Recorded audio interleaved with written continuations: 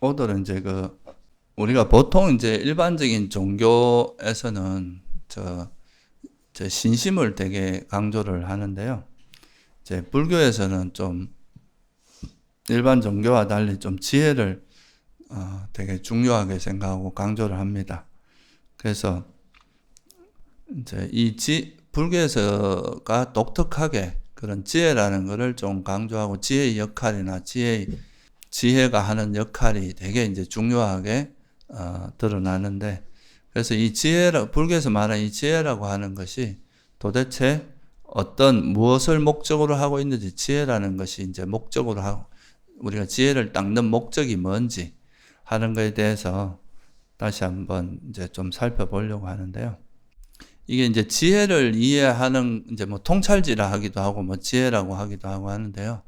이 지혜가 어떻게 작용되고 지혜가 우리 수행에 어떤 역할을 하는지 이런 거를 이해하는 것이 사실은 이제 수행에서 되게 중요합니다. 보통 이제 우리가 수행이라고 하면 보통 사람들이 많이 이제 알고 있는 거는 주로 뭐 삼매, 이런 삼매를 이제 수행이라고 많이 알고 있고, 또 삼매를 닦는 것에서 이제 오는 뭐 여러 가지 행복함이나 평온함 이런 거를 이제 수행에서 되게 중요한 걸로 보고 있는데, 그런데 이제 특히나 이제 우리가 불교 수행은 지혜가 우리 수행에서 이제 어떻게 역할을 하고, 지혜가 생겼을 때 우리 마음에 어떤 변화가 일어나는지 그거를 이해하는 것이 이제 수행에서 굉장히 큰 의미가 있고, 그게 어찌 보면 이제 불교 수행을 이해하는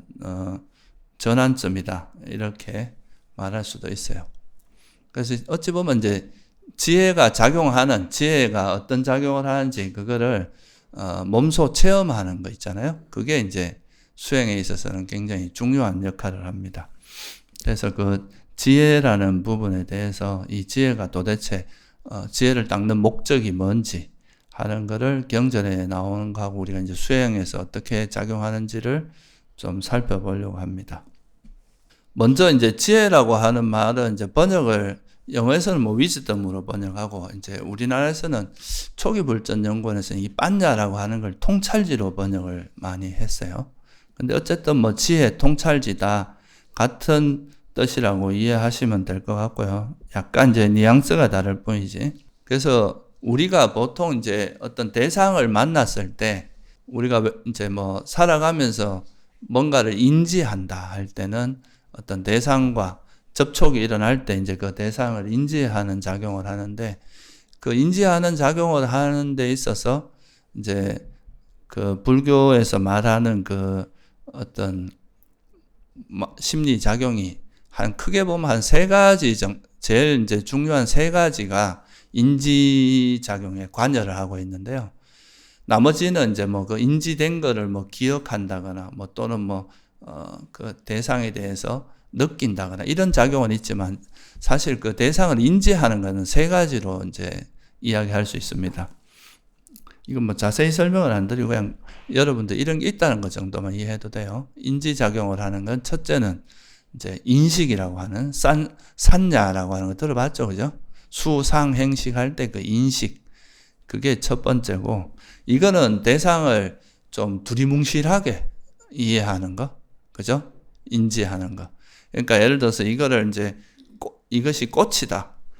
꽃이라는 종류는 굉장히 다양하게 있잖아요, 그죠? 근데 그 어떤 비슷한 성질을 가진 거를 모아서 하나의 개념으로 이제 이해하는 거죠. 그래서 꽃이다, 이렇게 이해하는 게 이제 기본적인 인지작용이죠.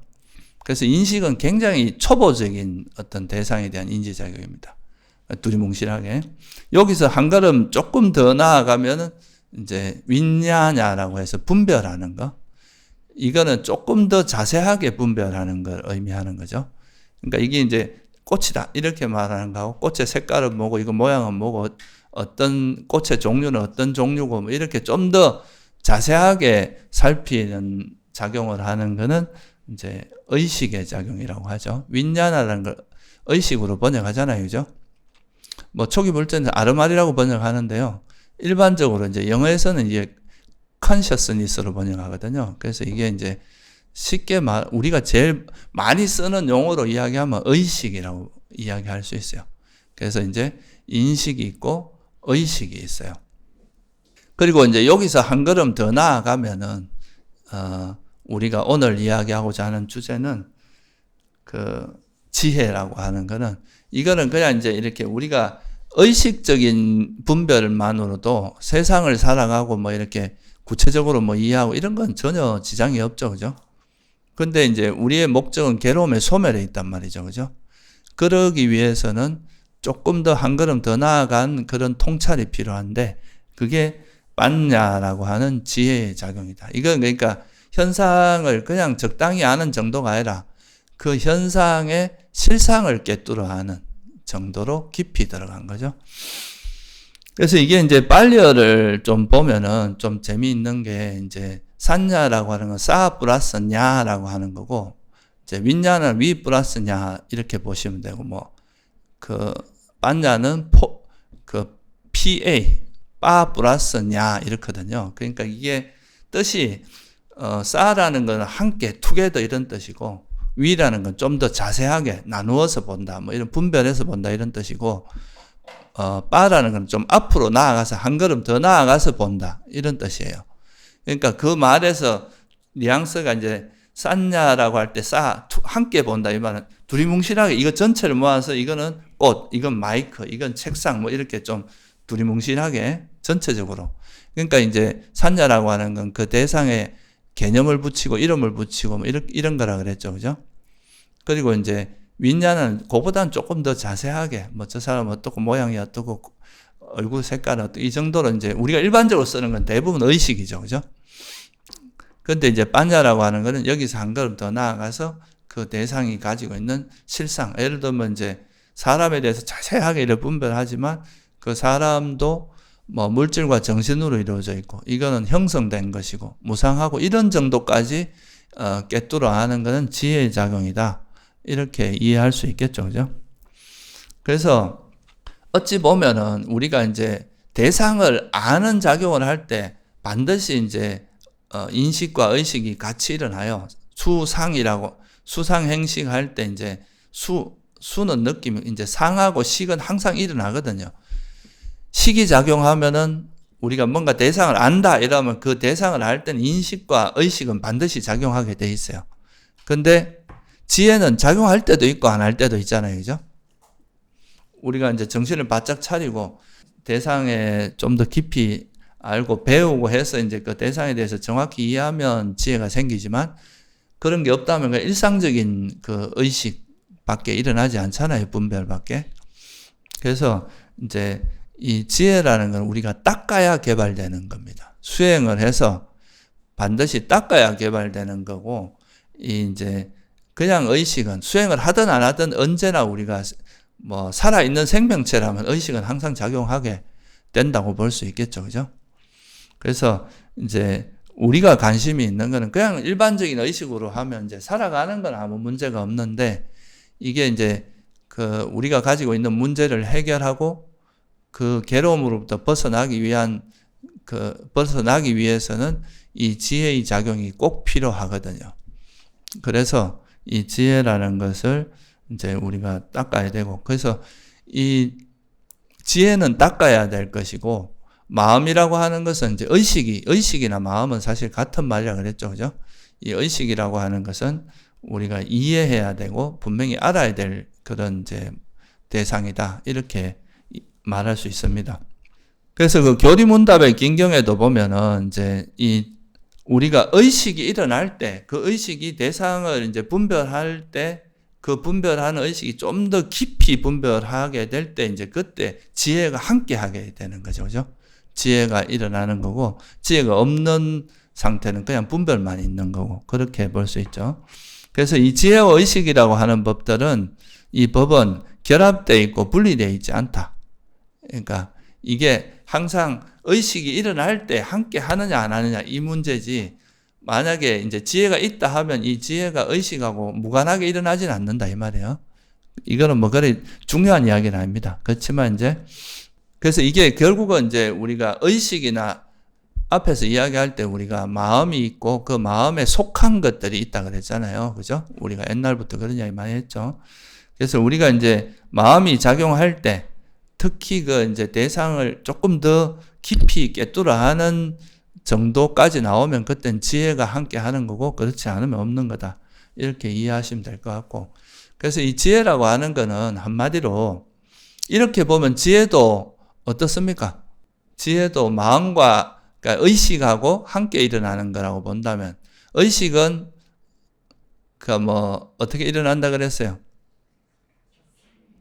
그러니까 어떤 대상과 접촉이 있을 때 의식이 일어난다. 이게 이제 우리 불교의 기본 전제잖아요. 그죠? 아니비설신의와 색생미촉법이 부딪힐 때 그때 아니비설신 의식이 일어나잖아요. 그죠? 그러니까 의식은 항상 이제 접촉을 통해서 일어나니까 그러면 식은 형성된 거다. 이렇게 우리가 배웠잖아요. 그죠? 그러면 지혜도 형성된 거겠습니까? 아니겠습니까? 지혜도 절대적인 게 아니다. 이 말이에요. 이게 지혜도 우리가 어떤 팔정도를 실천하거나 이제 수행을 통해서 생기는 거지. 그죠? 그것이 형성되는 거지. 그것도 무슨 지혜라는 것이 어떤 특별한 뭐가 따로 있어가지고 여기서 뭔가 모든 게 다 이루어지고 이런 게 아니라 어떤 조건이 있을 때 지혜가 생기고. 그러니까 우리가 수행을 계속 한다는 것은 지혜가 계속 일어날 수 있는 조건을 만드는 거다. 이렇게 이해할 수 있겠죠. 그죠? 이게 왜 이제 제가 이 말씀을 미리 드리냐 하면 이 지혜도 형성된 거라는 걸 알아야 우리가 지혜에 대해서도 이제 집착하지 않고, 그죠? 이게 분명히 유용한 작용은 하지만 이게 실체가 있는 건 아니잖아요. 그죠?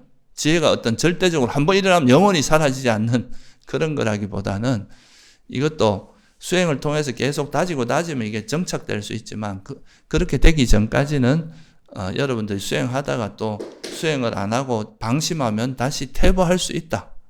그런 걸 좀 일단은 이해하셔야 되겠죠. 그죠? 그래서 이런 지혜는 경전에 보면 종류가 되게 다양하게 나옵니다. 용어도 되게 다양해요. 지혜라고 하기도 하고, 또, 모하, 어리석음이 없는 거, 이렇게 말하기도 하고, 또, 위자, 이거는 이제 명지를, 이건 되게 이제 깨달음의 지혜에 가까운 그런 지혜를 이야기할 수도 있고, 또, 냐냐라고 하는, 그냥, 이 냐냐라는 말하고, 빤냐라는 말은 거의 비슷한 말입니다. 그래서, 이것도 이제 통찰지. 그러니까 초기불전 연구에서는 빤냐를 통찰지로 번역하고 냐냐를 지혜로 번역했는데요. 하여튼 이게 거의 같은 용어라고 보시면 돼요. 그리고 초월지, 신통지를 말합니다. 신통을 일으킬 수 있는 그런 지혜. 또 통달지, 어떤 현상에 통달한 지혜도 있고, 구경지, 안냐라고 해서 구경지를 다양한 이름으로 이거는 뉘앙스의 차이거든요. 우리 처음 수행할 때 얻어지는 지혜냐, 아니면 일반적인 의미의 지혜냐, 아니면 좀 특별하게 깨달음의 지혜, 이건 완전 구경의 지혜다 그러면 안냐라 그래가지고 구경의 지혜다, 이렇게 이제 깨달음의 지혜 이렇게 표현하기도 하고, 되게 이제 다양한 용어가 있는데 그 지혜의 이제 이름이 아무리 다양하더라도 그 특성은 뭐라는 겁니까? 대상의 실상을, 우리가 경험한 이 실상은 껍데기가 아니라 한 걸음 더 나아가서 그 대상의 실상을 꿰뚫어 하는 것. 그거를 우리가 지혜라고 한다. 이렇게 이해하시면 돼요. 그래서 그 대표적인 지혜의 형태가 뭐가 있겠어요? 우리가 이런 현상을 보고 이게 물질이다, 이건 정신이다, 이렇게 파악하는 거. 이것도 지혜의 한 형태겠죠. 그죠? 또 거기서 한 걸음 조금 더 나아가면은 또 우리가 경험하는 물질과 정신은 다 조건에서 만들어진 거다. 조건에 대한 지혜도 있겠죠. 그죠? 그럼 조건에서 만들어진 거니까 이거는 사라지기 마련이고 또 불만족스럽고 내 것이 아니다 라고 하는 무상고무아의 지혜도 있고, 여기서 더 깊어지면 이제는 내가 이렇게 어차피 사라지기 마련이고 불만족스럽고 내 것이 아닌 거에 집착할 만한 것이 못 된다 하는 그거에 대해서 집착을 버리는 무슨 지혜가 됩니까? 이거는 여모의 지혜라 그러죠. 그죠? 그러니까 이거를 좀 멀어지는 여모의 지혜가 또 생겨요. 이게 궁극의 여모의 지혜가 극치에 이르면 아예 욕망이 완전히 사라지는 이욕의 지혜. 이렇게 이제 지혜도 점차 이래 성장해 가는 그런 과정이 있는 거죠. 근데 어쨌든 이거의 본질은 대상을 꿰뚫어 아는 거니까 그거를 이제 통칭해서 지혜라고 하는 거고, 이 지혜도 그 레벨이 정말 다양하다. 우리가 똑같이 내가 지혜가 좀 생겼다 말하지만 그 지혜의 형태는 굉장히 다양할 수 있다는 거, 그죠? 우리가 이제 추구해야 될 바는 이제 완전히 괴로움에서 괴로움을 소멸할 수 있는 지혜, 그런 걸 이야기하는 거죠. 이렇게 분류할 수도 있고요. 또 여러분 이제 잘 알다시피 또 들어서 아는 지혜, 문해, 그죠? 또 뭐예요? 우리가 생각을 통해서 아는 지혜, 이건 뭐예요? 사해라 그러죠. 그리고 또 실제 수행을 통해서 아는 지혜가 수해죠, 그죠? 그러니까 문사수 이렇게 말하기도 해요. 근데 우리가 실제로 이제 깨달음에 이룰 수 있는 건 이제 수해를 통해서만 이룰 수 있겠죠, 그죠? 그리고 또 이제 한 가지 더 간단하게 좀 설명을 드리면, 또 이제 우리가 나눌 수 있는 지혜는 뭐로 또 나눌 수 있느냐? 세간의 지혜냐? 출세간의 지혜냐? 그죠? 세간의 지혜는 뭐 어떤 걸 세간의 지혜라고 합니까? 우리가 이제 지금 수행 과정에 있는 모든 지혜는 다 세간의 지혜라고 보시면 돼요. 아직까지 이 윤회를 벗어나지 못하게 하는 지혜다 이거죠. 여러분들이 수다원 이상이 수다원이나 사다함이나 아라함이나 아라한이 돼야 이제 완전히 이제 윤회로부터 벗어나는 안전지대에 들어가는 거 아니에요, 그죠? 그래서 수다원 이상이 되면 이건 출세간의 지혜라고 이야기하는 거고, 그 이전에 우리가 경험하는 지혜는 무슨 지혜라고 봐야 돼요? 이게 이제 세간의, 이건 아직까지 내가 아무리 지금 이제 깨닫기 전에 내가 지혜를 많이 개발하게 되면 다음 생에 선처에 태어나거나 태어날 때부터 지혜가 아주 뛰어난 사람으로 태어나거나 이거는 되는데, 윤회로부터 벗어나게 하는 것까지는 안 되는 그런 거는 이제 세간의 지혜라고 합니다. 세간의 지혜하고 출세간의 지혜의 근원적인 차이는 조금 이따가 이제 좀 더 자세히 설명하겠지만, 세간의 지혜는 번뇌가 이제 우리가 지혜가 생기면 제일 중요한 게 뭐냐면 번뇌가 버려지는 겁니다. 이게 이제 그 지혜의 가장, 오늘 이제 주제가 그건데, 결국 지혜라는 것을 우리가 개발하는 이유는 번뇌를 버리는 게 제일 핵심적인 요소예요. 왜 그러냐 하면 괴로움이 일어나게 하는 요소가 뭐라 그랬습니까? 그러니까 이게 번뇌를 통해서 괴로움이 일어나잖아요, 그죠? 그러면 우리가 그 번뇌로부터 벗어난다는 것은 괴로움에서 벗어나기 위해서는 번뇌를 버려야 되잖아요. 그러니까 지금 내 지혜가 힘이 있냐 없냐, 지혜의 힘이 있냐 없냐, 이거는 뭐로서 분별할 수 있느냐 하면은 번뇌, 내가 가지고 있는 그 번뇌가 버려지느냐 안 버리느냐. 그러니까 통찰지의 목적, 지혜의 목적은 여러 가지가 있지만 그 중에 가장 핵심적인 건 버림에 있다 그랬어요. 그래서 그 지혜가 내가 어떤 번뇌를 버렸는데 이 한번 버린 번뇌가 다시는 일어나지 않는, 영원히 다시 일어나지 않는 그런 거라면 그걸 뭐라고 해요? 더 이상 번뇌가 일어나지 않는 그런 상태가 되는 거를 참 출세간의 지혜라고 하고요. 한번 버렸는데 또 조건이 바뀌면 또 일어나. 여러분 그런 많이 경험하시죠? 뭔가 화를 좀 버렸다고 생각하는데 또 일어나.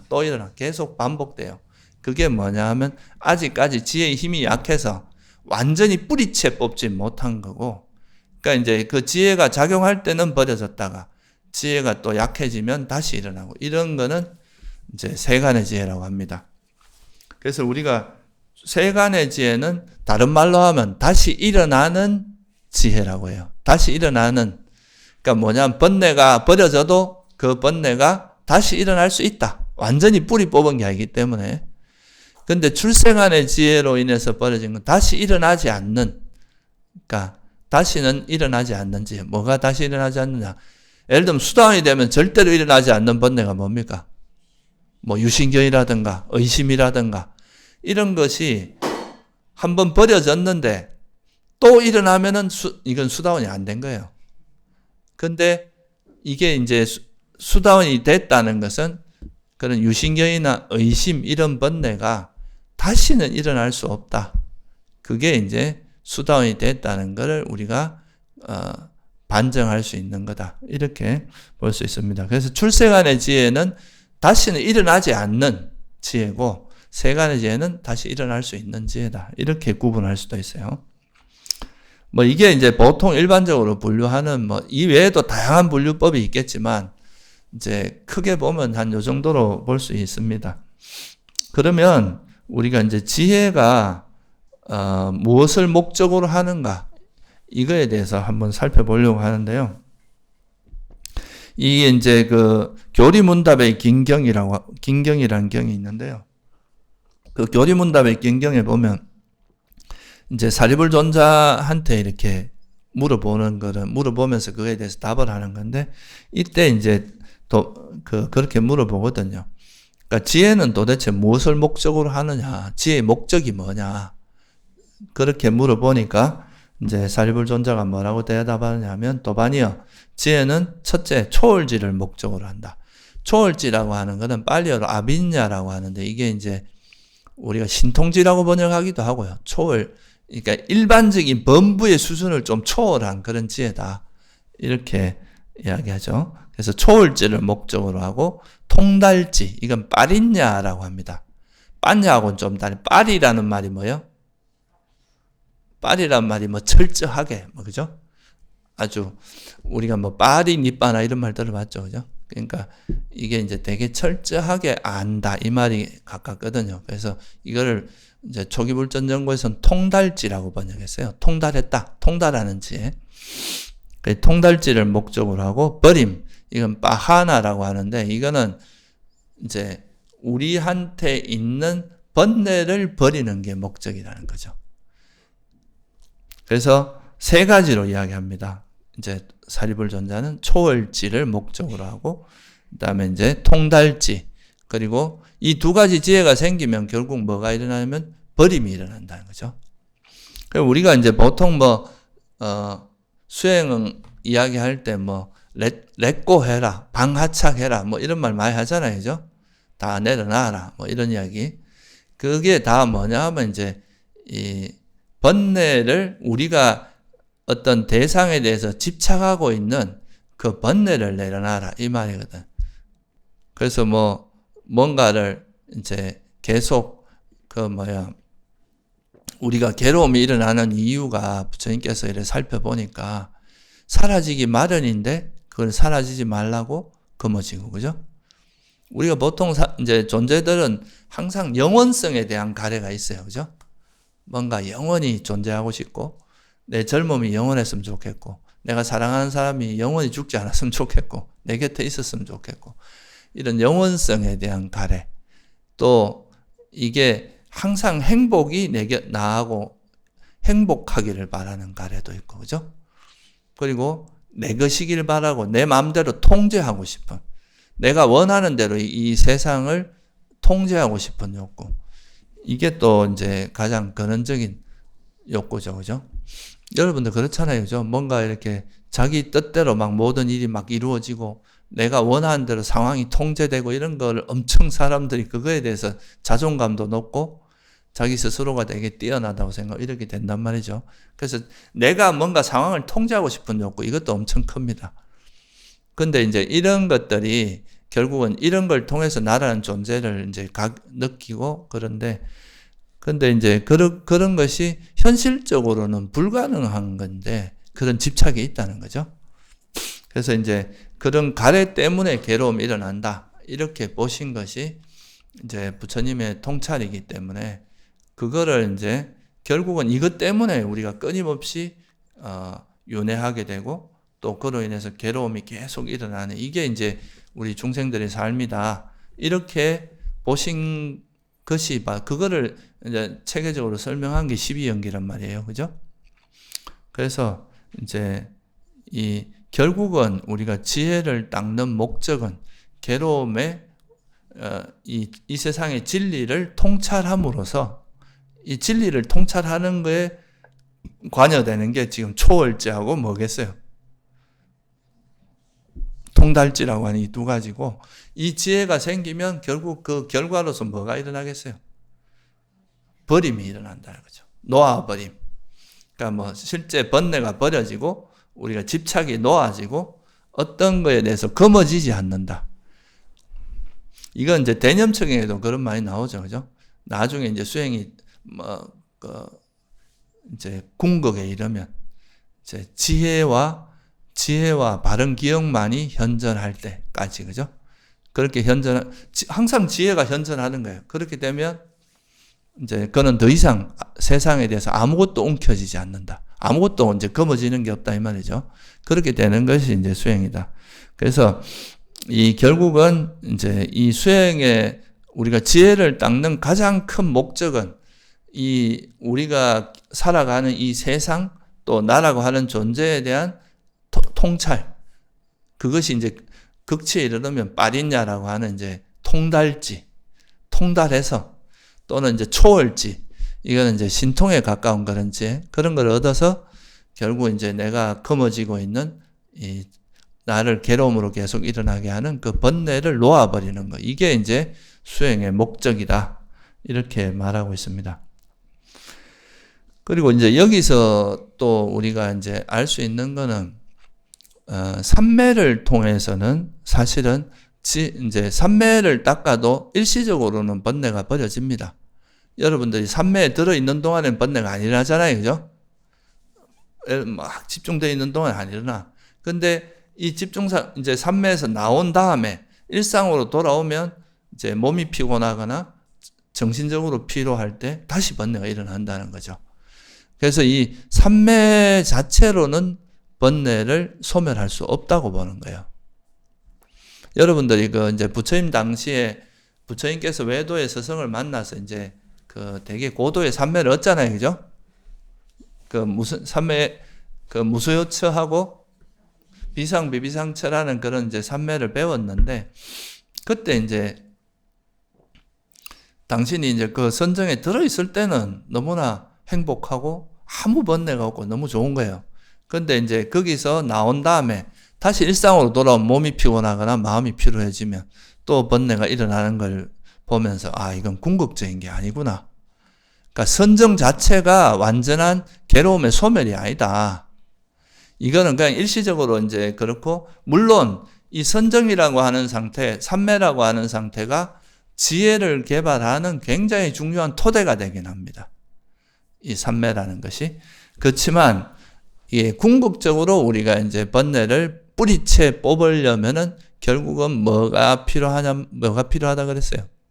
이 불교에서는 지혜의 힘으로 이 번뇌가 버려진다. 이렇게 보는 거죠. 이게 사실은 되게 이제 어려운 부분, 여러분이 말로는 이제 되게 쉽지만 실제 이제 수행을 해보면 이게 참 쉽지 않은 게, 우리가 이제 선정이나 삼매 체험 같은 경우는 이 삼매 체험을 이렇게 깨달음으로 이제 보통 생각하는 경우가 굉장히 많습니다. 수행을 해보면. 이제 수행자들 중에. 여러분들 이제 수행을 하다 보면 막 빛이 이렇게 나타나고, 이제 그 삼매를 닦으면 일시적으로 우리 마음에서 이제 장애가 버려지면서, 그 번뇌가 버려지면 우리 마음의 때가 없어지기 시작하면 마음이 이렇게 좀 환해지는 현상이 나타나거든요. 그거를 우리가 경전에서는 지혜의 빛이라고 하는데, 그런 빛이 나타나면 환하고 이런 상태에서 뭔가 이제 전체적으로 환하고, 이게 또 환한 게 막 우주로 막 우리 의식에서 일어나는 거고, 이게 외형적으로 보이는 게 아니라 자기 내면에서 일어나는 거니까, 이걸 또 확장하면 무한히 이게 확장도 돼요. 이게 한계가 없어지는 정도로 그렇게 될 수가 있는 거죠. 그러면 이게 밝으면 확 퍼져 있고, 그 속에서 뭔가 내가 생각도 하고 뭔가 마음이 일어나고 이런 걸 보면, 이 자리가 우리가 마음이 일어나는 자리고 여기서 모든 게 일어나는구나. 이렇게 생각할 수 있는 거죠. 이 빛이 마음의 그 근본 자리, 그걸 자라고 생각할 수도 있어요. 이거는 실제로 이런 이야기가 디가니까에 보면은 법만경이라고 이제 모든 중생들이 갈 수 있는 62가지 사견이 나옵니다. 그 중에 이게 나와요. 실제로 이제 이런 니미따 같이 이렇게 빛이 생긴 거를 자아로 착각하는 경우가 나와요. 이거는 이제 여기서 그러니까 이제 뭔가 이 세상에 밝은 게 있고, 여기서 환하게 이렇게 밝아 있는 상태에서 뭔가 생각도 일어나고 행동도 하고 이런 걸 보면 여기서 모든 게 다 나오는구나. 우리 의식이 일어나는, 마음이 일어나는 자리가 여기구나. 이렇게 생각할 수 있다는 거예요. 그렇게 그걸 이제 깨달음이라고 생각할 수도 있고, 또 삼매에 들면 마음이 너무 이제 정말 고요하고 행복해지니까 이 고요한 이것이 정말 그러면 이제 어떤 생각이 드냐면 이 삼매에 들고 나서 이래 있을 때 보면 지금 이대로도 충분하다. 이것만 해도 너무 행복하고 너무 좋다 이거죠. 그래서 지금 이대로 완전한 존재구나 우리는. 이걸만 해도 뭐 이대로 그냥 만족할 수 있는 거구나. 이렇게 갈 수도 있어요. 근데 이렇게 수행으로 해서 이 정도 가는 건 그나마 그래도 수행 체험이 좀 있는 사람이에요. 근데 그게 아니라 그냥 아르마리로 가지고 막 이래저래 추론해보니까 뭐 사람 사는 게 다 똑같고 그냥 뭐 우리가 살아가는 이대로 뭐 부족한 이대로 사는 게 우리 전부다. 이렇게 생각하면서 사는 그런 거는 이제 좀 더 이제 추론에 의해서 생기는 그런 모습이고, 그래서 이 삼매라는 거를 이제 우리가 수행에 되게 종착 지점으로 생각하는 경우가 되게 많습니다. 그리고 실제로 아까 제가 말씀드린 디가니까의 62가지 사견 중에 4가지가 뭐냐 하면 색계 초선을 열바이라고 생각하는 거. 색계 이선정을 열바이라고 생각, 3, 4, 선정을 열바이라고 생각하는 그런 사견도 있단 말이에요, 실제로. 근데 부처님께서는 이제 이런 마음 상태는 우리가 삼매에 든 마음 상태는 지혜가 생기기 위한 조건이 될 수는 있지만 이 자체가 뭐 궁극적인 지점이거나 이게 우리의 괴로움을 벗어나게 하는 그런 역할을 하는 건 아니다. 이렇게 분명히 말씀하셨죠. 왜냐하면 이거는 사실 지혜라고 하는 거는 지혜는 현상을 꿰뚫어 아는 거라고 했는데 불교에서 말하는 이 현상을 꿰뚫어 아는 거를 부처님께서는 이렇게 이제 추상적으로도 말씀하셨지만 한 걸음 더 나아가서 구체적으로 이걸 뭐를 말씀하셨냐면 이 세상의 이 지혜라고 하는 거는 통찰지라고 하는 건 사성제를 꿰뚫어 아는 거라 그랬거든요.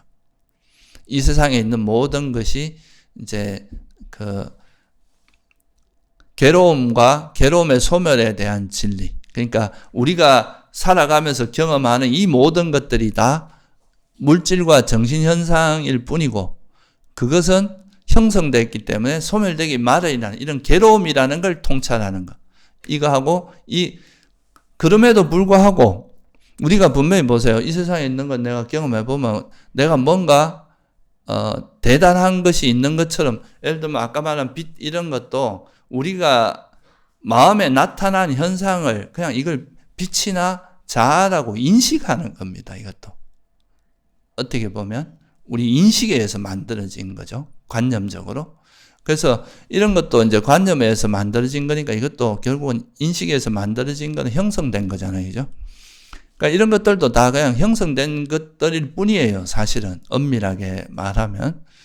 그래서 우리가 살아가면서 경험하는 모든 것들이 다 만질 수 있고 형체가 있는 거는 이제 물질이라고 표현을 하고 형체가 없으면서 이제 어떤 작용 그런 어떤 대상의 작용이 있는 그런 것들은 정신이라고 비물질 아루빠라 하기도 하거든요. 그 두 가지 형태의 작용인데 이 정신작용 중에 일부를 보통 사람들이 이제 자아라고 생각하거나 그러니까 물질을 자아라고 이게 이런 정신작용 중에 일부를 나라고 생각하는 그거를 우리가 좀 전문용어로 뭐라 그럽니까? 예, 그걸 유신경이라고 하는 거예요. 실제 내가 경험되는 건 정신현상 중에 어떤 걸 하나 붙들고 그걸 나라고 생각하는 이게 전형적인 유신경이거든요.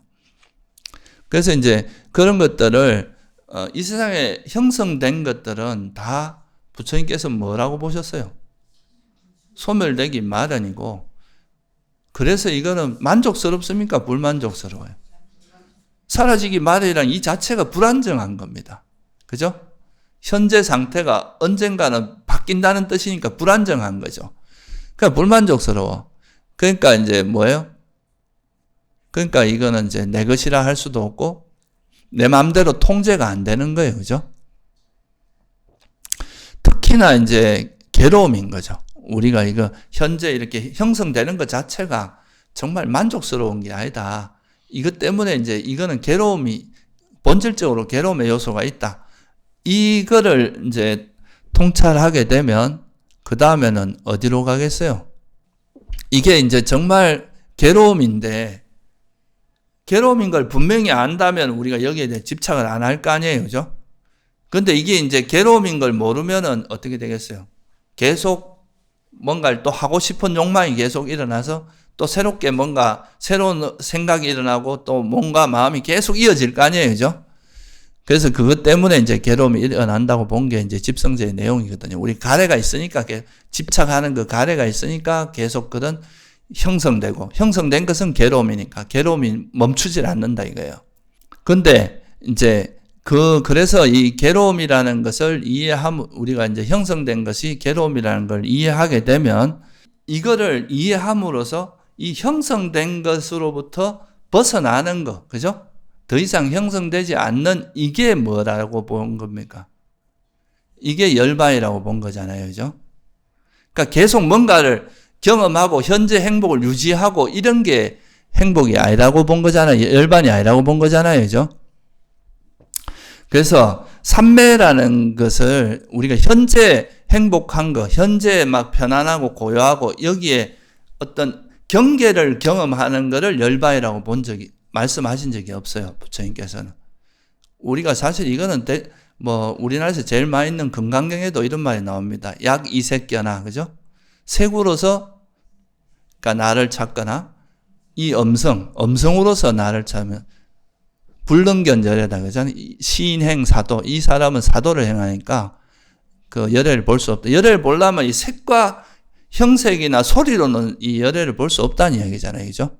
그거를 볼 수 있는 방법은 결국은 이 진리를 깨달아서 우리가 이 깨달음은 바깥의 어떤 경계에 있는 게 아니라 우리가 내면에서 일어나는 어떤 대상을 거머쥐고 있는 그 가래를 버리는 데 있는 거다. 그게 이제 우리가 일반적으로 많이 이야기하는 거잖아요. 바깥에서 찾아가 안 된다. 결국 밖에서 아무리 외형적으로 뭔가를 한다 해도 내 내면에 가래가 남아있는 한은 끊임없이 뭔가를 계속하게 되고 그게 괴로움의 원인이 된다. 이거잖아요. 그죠? 그래서 이제 결국은 이 지혜의 목적은 어떤 삼매에 들어서 현재 행복한 상태를 계속 유지하려고 하는 게 아니다 이거예요. 그죠? 이것조차도 형성된 거라는 거 알고 여기에 대한 집착마저도 마음에 있는 집착을 놓아버려야 되는 거지 어떤 상태를 경험하는 게 아니라는 거죠. 그죠? 그래서 이게 이제 우리가 보통 보면 이제 지혜는 어떻게 보면 이 괴로움이 일어날 수밖에 없는 내가 형성된 거라는 걸 모르기 때문에 우리가 자꾸 달라붙는 건데 이게 진짜 무상고무화를 모르면 자꾸 그 대상에 달라붙잖아요. 집착할 만한 것이 못 된다는 걸 알면 놓아버리는데 모르니까 자꾸 달라붙는 거니까 이거를 정확히 정말 이게 집착할 것이 못 된다는 거를 깨뚫어 알면 놓아지는 거지. 그죠? 그냥 어떤 삼매에 들고 집중 상태에 있다가 나온다고 해서 번뇌가 없어지는 건 아니다 이거예요. 그래서 결국은 이제 우리가 불교에서 말하는 그 깨달음이라고 하는 거는 이제 삼매를 통해서 삼매가 깨달음을 일어나게 하는 그런 동력, 기반이 되는 건 맞지만 삼매 자체만 갖고는 안 된다 이거예요. 그래서 우리가 팔정도에서도 이제 바른견해부터 쭉 가서 바른 삼매를 얻은 다음에 이 바른 삼매를 기반으로 해서 바른 지혜가 일어나야 바른 해탈이 간다. 이렇게 설명하고 있습니다. 그러니까 항상 지혜의 기반이 된다. 그러니까 윗바사나 바다카. 그러니까 윗바사나의 지혜의 기반이 된다 그랬지. 이 자체가 이제 괴로움을 소멸할 수 있다. 이렇게 말한 건 아니에요. 선정에 들면 괴로움이 소멸된다. 이렇게 말하는 것은 선정을 열반으로 말하는 그런 거는 오히려 사견에 가깝다. 사견이다. 이렇게 볼 수 있겠죠. 그죠? 그래서 이제 지혜를 통해서 이제 번뇌가 버려진다 이거예요. 그래서 우리가 세 가지, 오직 우리가 번뇌를 완전히 소멸하는 것은 고성제를 철저히 통찰했을 때, 그죠? 그러니까 고성제가 철저히 통찰하게 되면 뭐가 버려진다 그랬어요? 집성제가 버려진다. 집성제는 버려야 될 진리라 그랬죠. 그죠? 그러니까 고성제를 철저히 통찰함으로써 집성제, 그러니까 번뇌가 버려지게 되고 그걸 통해서 열반이 실현되는 거지, 여러분이 삼매에 든다고 해서 열반이 실현되는 건 아니죠. 그죠? 그래서 이제 불교에서는 이 지혜, 번뇌를 버리는 무기가 바로 이 지혜다. 그래서, 수타니파타라는 경전에도 보면 이게 이제 우리가 괴로움이 일어나는 우두머리, 머리에 해당하는 게 뭐냐? 왜 가래가 일어납니까, 여러분? 모르니까. 이것이 무상고무아라는 걸 모르니까, 자꾸 까먹으니까 가래가 일어나는 거잖아요. 그죠? 그래서 이 무명 때문에 가래가 일어나기 때문에 무명을 잘라버리면, 무명이란 머리를 잘라버리면 가래가 일어날 수 없다는 거죠. 그죠? 그래서 무명을 버리는 최대 무기는 뭐라 그랬어요? 그러니까 명지라 그랬어요. 그 지혜의 극치. 그러니까 지혜를 통해서 이 무명을 잘라낼 수 있다 그랬지, 삼매를 가지고 잘라내는 게 아닙니다. 삼매는 그런 이제 명지가 생기는 조건이 되는 거죠. 지혜가 생기는. 그래서 지혜를 통해서 번뇌. 그래서 부처님께서 뭐라고 하셨느냐 하면, 이 지혜의 목적, 지혜는 무엇을 목적으로 하느냐, 이걸 이제 사리불존자가 이 세 가지로 말씀하셨다는 거예요. 첫째, 이제 초월지, 그죠? 이 초월지는 뭘 의미합니까? 그러니까 신통을 의미하죠, 그죠? 그러니까 숙명통, 천한통, 누진통, 이 세 가지를 이야기하는데, 그러니까 숙명통이나 천한통이 있으면 여러분이 이제 숙명통을 알면 우리가 과거에 윤회가 있다 없다 이런 거 의심이 있겠습니까? 없겠습니까? 자기 전생을 보는데 무슨 뭐 의심을 하겠어요? 윤회가 일어나는 거에 대한 의심이 없어지겠죠, 그죠? 그리고 또 천한통이 있으면, 천한통은 이제 업에 의해서 결과가 일어나는 걸 어떤 업에 의해서 어디에 태어나고 이런 걸 보는 거거든요. 그럼 내가 과거 이런 업을 짓고 악업을 지으니까 악처에 태어나고 선업을 지으니까 선처에, 이걸 보니까 그건 뭐에 해당해요? 그런 사람이 윤회나 뭐 인과를 의심하지 않을 거 아니에요, 그죠? 그러니까 이제 숙명통이나 천한통을 아는 거는, 숙명통은 과거부터 오온이 계속 이어져 왔다는 걸 이해하는 거고요. 과거부터 현재, 미래, 이제 과거부터 이어져 온 오온을 이해하는 거라면, 천한통은 그 오온이 어떤 조건에서 이어져 왔는지를 이해하는 거잖아요, 그죠? 그럼 이걸 알면은 우리가 지혜가, 굉장히 깊은 지혜가 생길 거 아니에요, 그죠? 근데 이런 이제 숙명통이나 천한통은 아무한테나 생기는 게 아닙니다. 이건 최소 색계 사선정 이상을 닦아야 돼요. 색계 사선정을 얻었다고 다 신통이 생기는 게 아니라, 또 그 선정을 통해서 이 신통을 닦는 이렇게 노력을 하고 훈련을 해야 됩니다. 그러니까 이거는 이제 이 정도까지는 가지 않더라도 세 가지 통달지라고 하는 게 있어요. 이 통달지는 뭘 의미하냐면은, 통달지는 세 가지로 보통 이야기하는데요. 안것의 통달지, 조사의 통달지, 그 다음에 버림의 통달지라고 이야기해요. 그러니까 이거는 이제 주석서에서, 청정도론에서 이제 설명하는 건데, 안것은 이제 우리가 이게 물질, 이 세상에 있는 모든 것은 물질과 정신이라는 거 아는 거, 그것이 일단 이제 기본이 되겠죠, 그죠? 여기서 조금 한 걸음 더 나아가면, 내가 이 물질 알면 정신 현상으로 이어지고 있는데 이것들이 잘 살펴보니까 다 어떤 조건에서 일어나더라. 이거를 이제 알게 돼요. 그죠? 그리고 나면, 조건에서 일어났으니까 조건이 사라지면 사라질 수밖에 없구나 하는 걸 또 알게 될 거 아니에요. 그게 무상고무아에 대한, 그러니까 이제 물질과 정신이고 조건을 조사하다, 이거를 이제 알다 보면, 이거를 조사해 보니까 이 세상에 있는 모든 건 다 사라지기 마련인 거구나. 이런 조사지가 생길 수 있겠죠, 그죠? 그게 이제 조사의 통달지. 이렇게 하다 보면 지혜가 점점, 무상고무아에 대한 지혜가 이제 아까 뭐라 그랬습니까? 이제 무상고무아의 지혜가 좀 더 깊어지면 뭐가 된다 그랬어요? 이게 사라짐의 지혜, 이제 나중에는 이 세상에 있는 게 다 사라질 수밖에 없다는 게 명확히 보이기 시작하는 거예요. 그러다 보면 이게 점점 깊어지면 나중에는 여모의 지혜로 흘러갑니다. 이게 어떤 대상을 내가 이걸 꽉 검어쥐고 있었는데 나중에 이걸 보니까 내가 막 이 괴로움에서 벗어나고 딴짓을 아무 해봐도 안 되는 거야. 근데 이게 뜨거운데 내가 막 이 뜨거움을 없애려고 딴짓을 일단 물을 붓고 약을 바르고 백날 해봐야 안 되는 거예요. 그러니까 이제 나중에 보니까 내가 지고 있는 이 대상이 무상하고 괴로움이고 정말 이게 여기로부터 이 괴로움이 일어나는구나 알면 이것이 뜨거운 것이구나. 그러면 이거를 정확히 이게 괴로움이라는 걸 이해하면 어떻게 되겠어요? 마음이 여기로부터 이제 놓는 쪽으로 마음이 흘러가겠죠. 그죠? 이게 이제 완전히 놓아버리지 못해도 염호의 지혜라는 게 생기면 그때부터는 번뇌가 일어나도 쉽게 놓아집니다. 잘 놓아지게 돼요. 그래서 염호의 지혜고 나중에 염호의 지혜가 완성됐을 때 이욕의 지혜라고 했잖아요. 그죠? 그러니까 이제 이게 바로 이제 안 것이 알고 정확히 통찰하고 그거에 대한 이제 깊이 있는 무상고무하임을 알다 보면 그게 나중에는 버림으로 간다 이거야. 우리가 보면은 경전에도 보면 제일 대표적인 게 물질을 통찰하고 조건을 통찰하고 나면 무상의 지혜가 생겨요. 무상고무의 지혜가 생기면 염호, 이욕, 해탈 이게 그 경전에 나오는 큰 틀이잖아요. 그죠? 그러니까 무상이라는 거에 대한 지혜가 이게 무상에 대한 지혜가 깊어지면 염호의 지혜가 되는데 이 염호의 지혜가 나중에 더 완성되면 이욕이 되고 이욕이라는 건 욕망을 버린다는 뜻이잖아요. 그죠? 그게 마지막은 버림의 통달지라는 거죠. 그러니까 번뇌가 버려진다는 뜻이에요.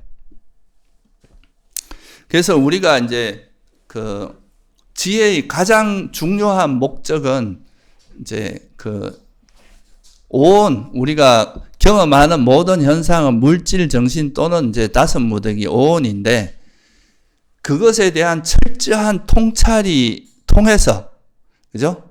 그것을 통찰하면은 자연스럽게 이 지혜가 성장함과 동시에 이 대상에 대해서 뭐가 버려지는 거겠어요?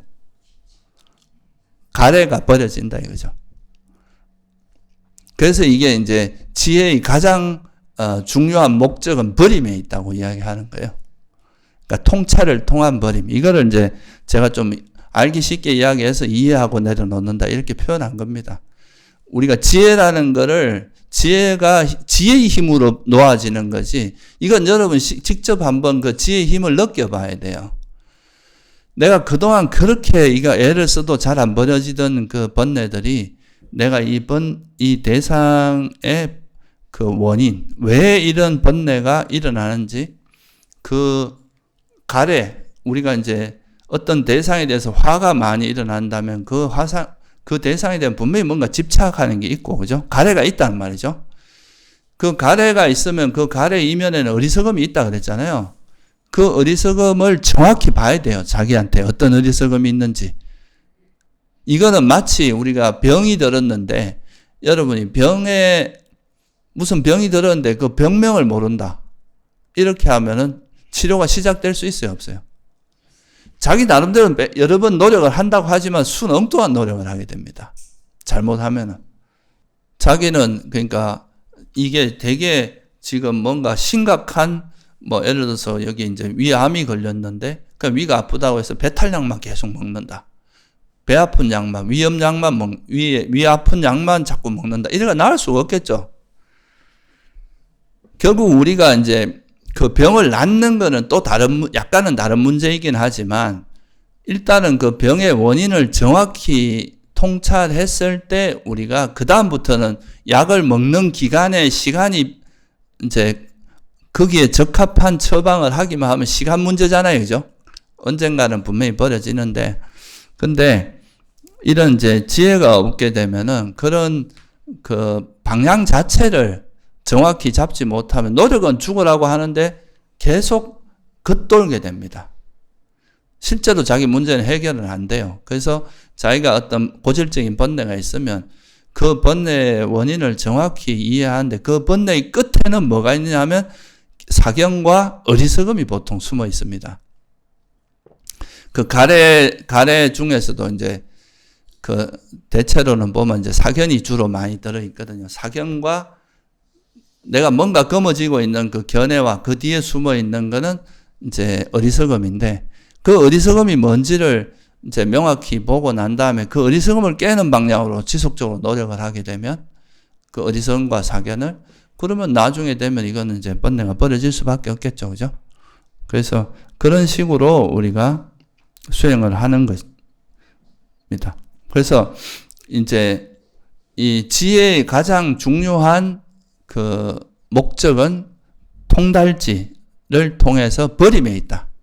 그러니까 이런 초월지나 통달지를 개발함으로써 번뇌가 그러니까 여러분들 내 지혜가 깊어졌나? 이게 진짜 이제 수행으로 인한 지혜인가 아닌가? 이거는 내가 이 지혜가 생겼는데 번뇌가 실제 버려지느냐 안 버리느냐 그걸 보면 알 수 있어요. 만약에 뭔가 내가 다 하는 것 같은데 아직 안 버려진다 이러면 이건 아직까지 지혜 힘이 약한 거예요. 지혜는 알기는 무상고 무한지 저한테 그런 질문을 많이 하거든요. 내가 이거 무한지는 알겠는데 번뇌가 안 버려진다. 그건 이제 머리로 아는 거고, 우리가 실제로 내가 지금 그 검어지고 있는 이 대상이 정말 이거는 사라지기 마련이고 내 것이라 할 것도 없고, 내가 예를 들어서 저 산속에 버려진 쓰레기 같은 거에 내가 검어지진 않잖아요. 또 나무 내 것이 아니라고 생각하는 거에 검어지진 않잖아요. 그죠? 근데 이제 뭔가 내가 미련이 남아있으니까 자꾸 그 집착하는 거 알겠어요. 그죠?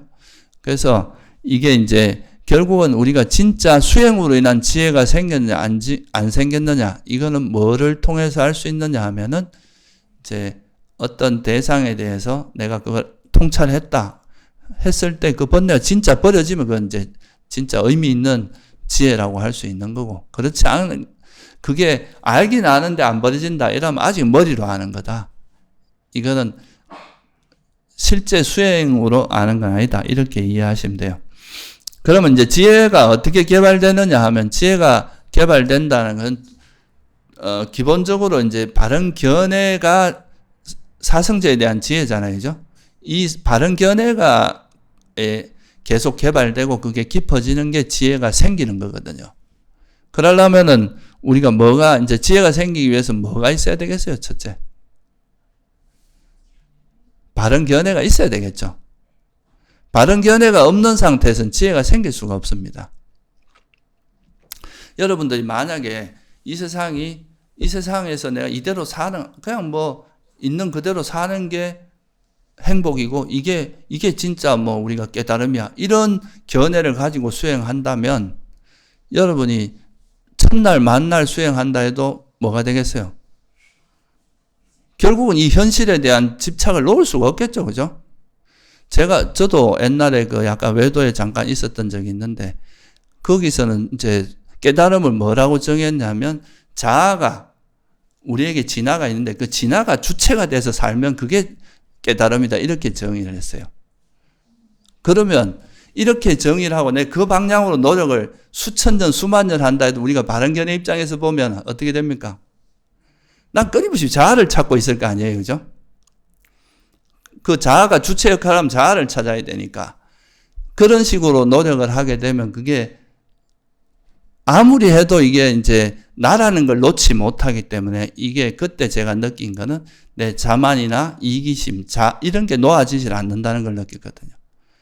그러니까 그거는 될 수 없는 방향으로 노력을 하는 거예요. 그죠? 그러니까 이제 우리가 수행이 올바르게 되기 위해서는 바른 견해가 되게 중요한 거예요. 바른 견해가 다르게 된다는 것은, 내가 동쪽으로 가고자 하면서 서쪽으로 가는 거는 똑같거든요. 그거 어떻게 원하는 결과를 이룰 수 있겠어요. 그죠? 그래서 바른 견해가 기반이 돼야 되는데, 문제는 이제 요즘은 워낙 모든 이제 경전도 되게 다양하고 가르침도 되게 다양하고 이러니까 정말 뭐가 바른 견해인지를 알기가 쉽지 않은데, 이럴 때는 여러분들이 그래도 이제 부처님께서 설한 특히 사성제라고 하는 이런 연기나 사성제, 이건 누구도 부정하지 못하는 부처님의 가르침이거든요. 그러니까 이런 걸 의지하고 해야 돼요. 법을 의지해야 이제 수행을 할 수 있지. 자기 생각대로 수행하면서 경험되는 걸 자기 생각으로 해석하면 이건 결국은 사견이 될 수밖에 없어요. 그래서 이제 부처님께서도 바른 견해가 생기는 두 가지 조건이 있다 그랬어요. 그게 뭐라, 첫째는 뭐냐 하면 듣는 거예요. 그러니까 법을 듣는 겁니다. 그 선지식으로부터 법을 들어야 돼. 이거는 자기 스스로 알려고 하면 뭐 몇 아성직업이 걸릴 수도 있어요. 그런데 이제 부처님이나 그 부처님의 법을 이어받은 그 선지식의 가르침을 들으면 그 뭐 머리로 이해하는 거, 듣고 배우는 거는 금방 배울 수 있잖아요. 그죠? 그래서 이제 첫째는 듣는 거고, 둘째는 그 배운 대로 마음을 지혜롭게 기울이는 겁니다. 그래서 경전에 이렇게 나와요. 이것도 교리문답의 긴경에 나온 이야기인데, 또반이요, 바른 견해가 생긴 데는 두 가지 조건이 있습니다. 다른 이로부터 듣는 일, 법을 듣는 일과 지혜롭게 마음을 기울이는 거다.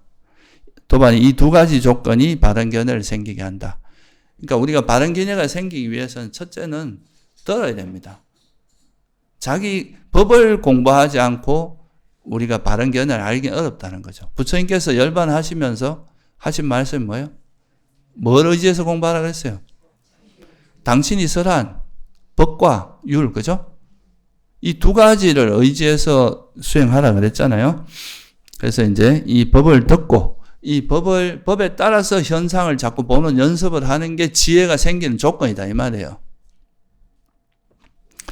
그러면 여러분들이 살면서 경험하는 모든 현상들을 계속 이제 보다 보면, 이제 내 몸에서 일어나는 거, 또, 이게 이제 소위 말해서 관찰을 하게 되잖아요. 그죠? 이 지혜가 생긴 이 두 가지를 생각하고, 지혜롭게 마음을 기울인다는 것은 우리가 경험하는 현상들을 보면서 이 경험한 거 이렇게 돌아보면, 내가 지금까지 경험한 게 다 물질과 정신의 범주를 넘어서는 게 없구나. 그리고 이런 것들은 다 그냥 우연히 일어나는 게 아니라 조건에 의해서 일어난다는 것을 계속 반조하고 돌아보면서, 그러니까 이거는 참, 내 관찰해보면 생각도 금방 일어났다 사라지고, 우리 몸도 계속 변하고, 이런 걸 보면서, 참 이 세상에서 형성된 것은 하나도 안전한 건 없구나. 계속 변하기 마련이고, 이건 사라지기 마련인 거구나. 그런 것을 이해하면, 이제, 대표적으로 이제 무상하고, 정말 사라지기 마련이고, 괴로움이고, 불만족스럽고, 내 것이라는 건 없다. 이렇게 이제 통찰을 하게 되면, 이 통찰이 깊어지다 보면, 정말 이게 집착할 만한 거리가 못 되는구나. 그죠? 여러분이 마치 이제 영원한 내 권력이 영원한 것 같고, 내 모든 문제를 해결해 줄 것 같고, 정말 행복을 줄 것 같았는데 막상 뛰어들어서 해보니까 이 권력의 속성이 그게 아니구나. 무상하고, 또 이건 내 마음대로 되는 건 진짜 별거 없고, 막 온 반대파들이 계속 괴롭히잖아요. 그리고 이제 이게 진짜 행복이라 알까 하면, 이게 정말 진절머리 난다 하고 다 그만두게 될 거 아니에요. 그죠? 그런 것처럼 우리가 경험하는 이 세상 자체가 형성된 것들이 가지고 있는 그 본질적인 결함이 있어요. 그 결함을 이해하게 되면 형성된 것에 대한 형성된 것들은 집착할 만한 것이 못 된다. 집착해봐야 아무리 집착한다고 해서 잡아지지 않는다 하는 것을 이해하면 이해할수록 그걸 놓게 되겠죠. 그죠? 금어지고 있는 걸 놓을 거 아니에요. 그죠? 근데 왜 사람들이 이걸 놓지 못하느냐라고 보니까 이게 분명히 무상하고 정말 불만족스럽고 내 것이라 하면 내 마음대로 되지도 않는 건데 그래도 내가 하면 할 수 있을 거야. 이렇게 되는 거죠. 역대 정치가들이 다 그럽니다. 과거 시대는 지나가고 이제 새로운 시대가 맨날 똑같은 게 반복되는데 맨날 똑같은 자기가 하면 다 된다고 생각을 해요. 그런데 어차피 이 세상은 그렇게 약간의 변화는 있겠지만 그렇게 이제 근원적으로는 큰 변화가 없거든요. 그래서 이제 그런 거를 이해하게 되면 이제 거기에 대한 마음이 멀어지는데 그게 마치 내가 영원하고 이것이 그래도 영원할 것 같고 행복일 것 같고 내 것이라고 생각되는 그런 잘못 아는 착각하는 어리석음이 있기 때문에 가래가 일어난다는 거죠. 그러니까 계속 다시 이제 문제가 생기니까 그거를 이제 놓기 위해서는 결국은 아까 말한 이제 지혜를 통해서 정말 이 세상에 있는 모든 거는 집착할 것이 못 되는구나 라고 정확히 통찰하게 되면 그게 바로 뭐를 버림으로 이어진다 이거죠. 가래를 버림으로. 근데 우리가 이제 보통은 보면은 이 무상고무화나 공 이런 거는 되게 강조하는데 이 이제 번뇌에 대한 거를 좀 무시하는 경향이 있어요. 우리나라는. 이게 이제 선불선도 생각하지 말고 다 공이니까 그거에 대해서 뭐 별로 신경을 안 쓰는데, 근데 사실은 우리가 번뇌를 통해서 번뇌가 일어났다는 거는 내가 우리가 그 번뇌가 일어난 대상에 대해서 어떻게 됐다는 뜻이에요. 어리석어졌다는 뜻이잖아요. 내가 만약에 이게 정말 무상한 거를 철저히 알았다면 여기에 대한 집착이 안 일어날 거 아니에요. 그죠? 근데 집착이 일어났다는 거는 내가 이것이 무상하고 괴로움이고 내 것이 아니라는 무아에 대해서 망각했다는 뜻이잖아요. 다시 어리석어졌다는 뜻이잖아요. 그래서 우리가 사실은 번뇌를 통해서 자기 지혜를 검증할 수 있습니다. 번뇌를 우리가 관찰하고 번뇌를 내가 어떤 가래가 일어나는지 이걸 보면 내가 이 대상에는 가래를 잘 못 버리는구나. 내가 내 자식에 대한 집착이 내가 다른 데는 조금 버려졌는데 이거에는 못 버리는구나. 내가 명예라는 거에는 못 버리는구나. 이러면서 자기가 이제 어느 대상에 대해서 통찰이 약한지를 체크할 수 있잖아요. 그죠? 그래서 사실 이 번뇌를 통해서 우리가 지혜가 작용될 때와 안 될 때, 어디가 내가 부족한지 이런 거를 알 수 있는데, 번뇌를 무시하고 다 이 세상 공해 이러면서 다 무상고무하다 이런 쪽으로만 너무 포커스를 맞춰가면 수행이 깊어지지 않습니다. 섬세하게 들어가지지가 않아요. 그래서 부처님께서는 그래서 이 집성제라고 하는 거를 하나의 진리로 따로 말씀하신 거예요. 그만큼 중요하기 때문에. 그리고 그러다 보면 아까 말씀드렸듯이 이게 지혜가 강해지다 보면 무상고무의 지혜가 강해서 염오의 지혜, 이옥의 지혜가 되다 보면 그게 고성제가 완전히 철저히 통찰되면 그 다음에는 뭐가 없어진단 말이에요? 가래가 버려질 거 아니에요. 그죠? 이게 바로 버림으로 간다는 거죠. 그래서 버림이 되고 그거를 이렇게 무상고무화를 철저히 이해하기 위해서 노력하고 애쓰는 과정, 이런 지혜를 개발하는 과정이 바로 뭐예요? 도성제를 닦는 거겠죠. 그죠? 그렇게 닦다 보면 이 지혜를 개발함으로써 이런 지혜를 개발하기 위해서는 법을 듣고 그 법에 대해서 마음을 지금처럼 현상을 볼 때 계속 진리에 맞게 쳐다보는 거예요. 정말 이게 무상고무화구나. 그런데 내가 이걸 모르기 때문에 이런 애착이 일어나는 거고, 이것이 버려지면 이게 진짜 괴로움이 버려질 수 있겠구나. 그렇게 되고 그렇게 노력하다 보면 우리가 수행의 방향성도 명확해지고 어떻게 수행해야 될지도 알겠죠. 그죠? 그러니까 결국은 지혜가 얼마나 성장했느냐는 역으로 어떻게 보면 되냐면 여러분 번뇌가 얼마나 버려졌는가를 보고 알 수 있어요. 내가 번뇌가 여전히 남아있고 온갖 하고 싶은 것도 많고 집착도 많고 화도 많고 이런데 나는 수행은 되게 깊어 이렇게 해봐야 아무 소용이 없어요. 그건 다 뻥입니다. 그러니까 현상적으로 자기 스스로를 가장 잘 체크할 수 있는 거는 내가 지혜가 깊어졌다면 그와 비례해서 이 번뇌가 놓아지는 힘이 강해졌다는 걸 의미합니다. 그러니까 예전에는 어떤 화가 났을 때 그 화가 가라앉으려면 하루 걸리던 게 이제는 한 반나절이면 끝나고, 이제는 1시간, 30분, 잠깐 딱 알아차리기만 해도 끝나고, 이래 되면 그건 지혜가 상당히 강해진 상태라고 볼 수 있고, 근데 아직 여전히 그 번뇌가 오래 지속된다. 그리고 여러분 따라서 또 어떤 거는 금방 버려지는 번뇌가 있는가 하면 어떤 건 또 엄청 오래 지속되는 번뇌도 있을 거 아니에요. 그죠? 그런 걸 보면서, 내가 이 대상에는 굉장히 약하구나. 그죠? 그런 거를 점검할 수 있는 수단이 될 수 있다. 그리고 이거를 도와주는 게 바로 삼매고, 그죠? 왜냐하면 삼매가 있어야 내 마음이 균형이 안 깨질 거 아니에요. 그죠? 그런 청정하고 고요하고 집중된 마음 상태에서 이런 지혜가 생기니까. 삼매도 닦고, 그리고 이 삼매를 위해서는 또 계도 잘 지켜야 되고. 그렇게 하다 보면은 이게 우리는 보통 단박에 깨치고 이런 걸 많이 이야기하는데, 실제 우리가 초기 경전에 보면은, 물론 이제 아란이 되는 순간은 단박에 일어난다고도 볼 수 있는데, 그렇게 그 지혜가 성장하기 전까지는 지혜가 다져지고 해서 작은 지혜가 모여서 큰 지혜가 되고, 그래서 이게 정말 완전히 정착했을 때 깨달음이 일어나는 거죠. 여러분들이 처음에 시작할 때는 아주 작은 지혜, 금방 지혜가 있다가 금방 까먹고, 이러다가 이게 점점 이제 지혜가 커지고, 뭐 예를 들면 이제 또랑물이 냇물이 되고, 냇물이 강물이 되고, 강물이 바닷물로 되고, 이러면 그때는 이제 이 웬만한 건 다 썰어가 버리잖아요. 그죠? 그래서 그때는 이제 뭐 어떤 번뇌라도 다 버려지겠죠. 그래서 우리가 수행을 통해서 이 지혜가 일어났다가 또 번뇌 일어나면서 또 무너집니다.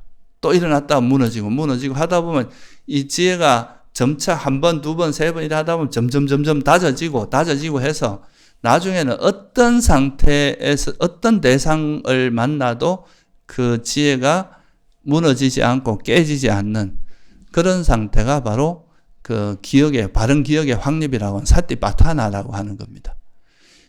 이게 지혜가 다져지고 해서 그게 정말 어떤 상태에도 망각되지 않을 정도가 돼야 되는 거예요.